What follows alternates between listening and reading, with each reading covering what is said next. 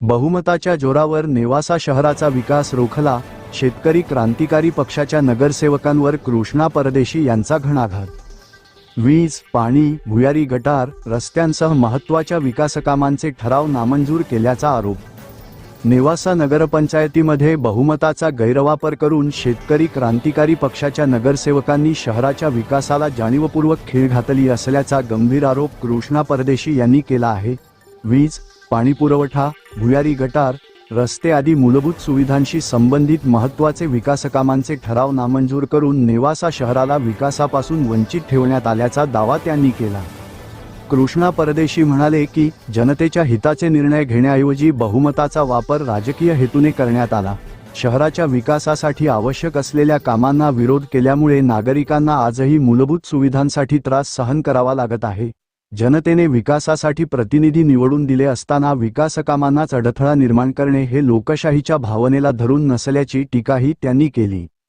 परदेशी यांनी पुढे सांगितले की नेवासा शहरातील नागरिकांना पिण्याचे पाणी, दर्जेदार रस्ते, भुयारी गटार आणि अखंडित वीजपुरवठा मिळणे हा त्यांचा मूलभूत अधिकार आहे.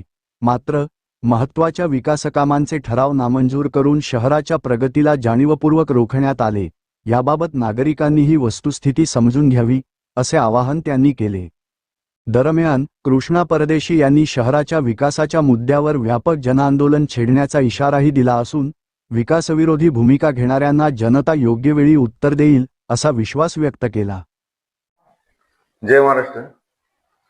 आज मी एक नेवासाचा नागरिक म्हणून काही गोष्टी जनतेसमोर मांडत आहे. खरं तर हा विषय फेसबुक लाईव्ह येऊन करायचा होता, पण बोलण्यात आडखळतापणा आहे, त्यामुळे हा रेकॉर्ड करून व्हिडिओ आपल्या समोर मांडण्याचा प्रयत्न आहे. तर आज नेवासा नगरपंचायत मध्ये जी सर्वसाधारण सभा झाली, जी 2 महिन्यातून किंवा 1 महिन्यातून एकदा होत असते, ती 7/7/2026 रोजी सकाळी 11 वाजता त्या सभेचं कामकाज सुरू झालं आणि त्यात टोटल 44 नेवाशातले प्रलंबित विषय होते.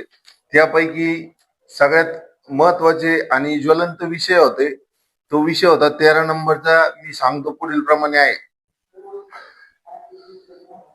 तो नेवासा शहरातील विशेषतः उपनगरातील रस्त्याच्या बाजूला पोल उभे करून त्यावर विजेच्या तारा तसेच पथदिवे लावण्याचे नियोजनासंदर्भात विचार विनिमय करणे, असा हा विषय आहे.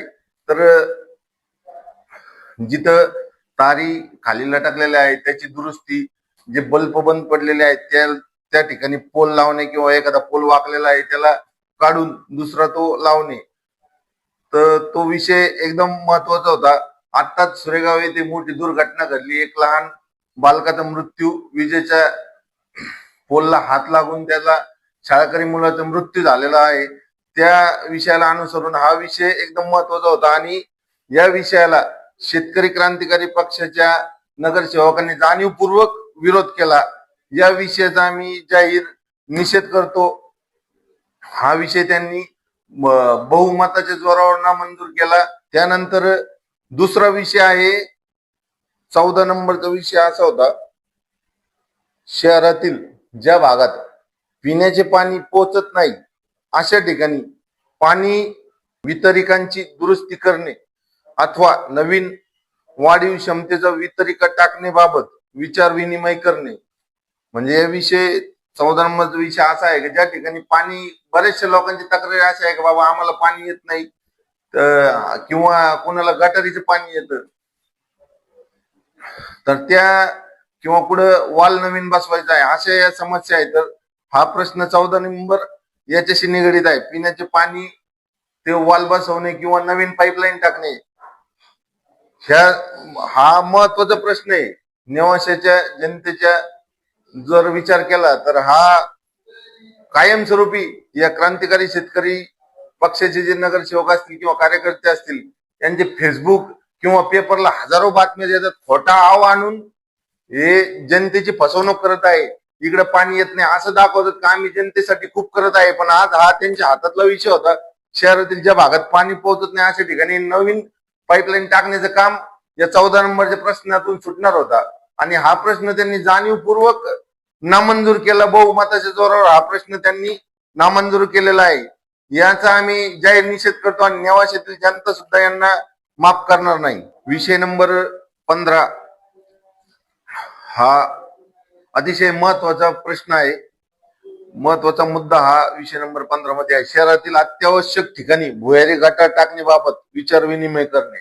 म्हणजे हा प्रश्न असा आहे की ज्या ठिकाणी चेंबर किंवा नवीन गटार करणे आणि ज्या ठिकाणी उघड्यावर पाणी येतं असं नेवासा शहरात असे बरेचसे ठिकाण आहे की त्या ठिकाणी चेंबर फुटलेले आहेत किंवा गटारी पॅक झालेले आहेत. छोटे पाईप असल्यामुळे काही ठिकाणी वाळू माती अशी मिक्स होऊन त्या पाईपलाईन बंद आलेल्या आहे आणि त्या बंद झालेल्या आहेत आणि त्या पाणी उघड्यावर वाहत आहे. अशा ठिकाणी नवीन भुयारी गटार टाकणे असा हा प्रश्न होता.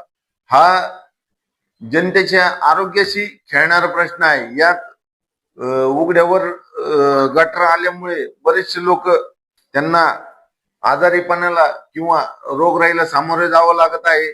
अशा नेवाशात बरेचसे तक्रारी आहे, हे सर्वांना माहितीच आहे. आणि हा एवढा महत्वाचा प्रश्न असताना या प्रश्नाला देखील या क्रांतिकारी शेतकरी पक्षाचे सर्व नगरसेवकांनी जाणीवपूर्वक विरोध करून बहुमताच्या जोरावर हा पण प्रश्न नामंजूर केलेला आहे.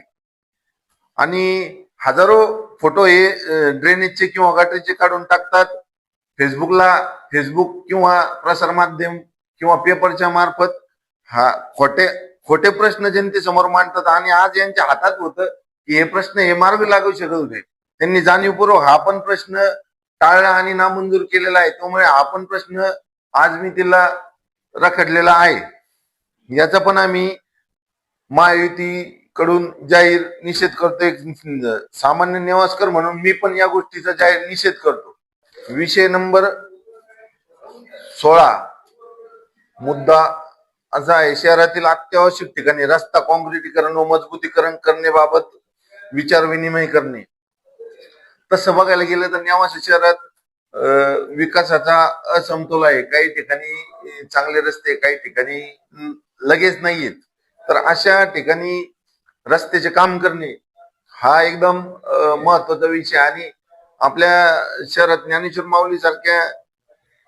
ज्ञानेश्वर माऊलींकडे जाणाऱ्या महत्वाच्या रस्त्यांची त्यात उल्लेख आहेत.